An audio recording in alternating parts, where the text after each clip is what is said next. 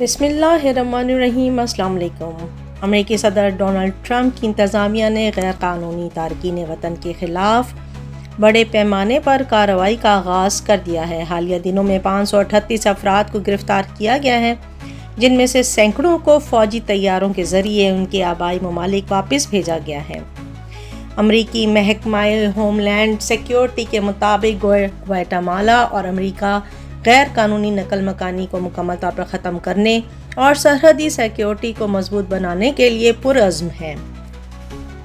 اس سلسلے میں 2 پروازوں کے ذریعے 160 غیر قانونی تارکین وطن کو گواٹیمالا واپس بھیجا گیا ہے۔ اس اقدام سے امریکہ میں مقیم غیر قانونی بھارتی تارکین وطن میں بھی تشویش پائی جاتی ہے، جن کی تعداد تقریباً 7.25 لاکھ بتائی جاتی ہے۔ ٹرمپ انتظامیہ کی پالیسیوں کے باعث ان افراد کو ملک بدری کا سامنا کرنا پڑ سکتا ہے۔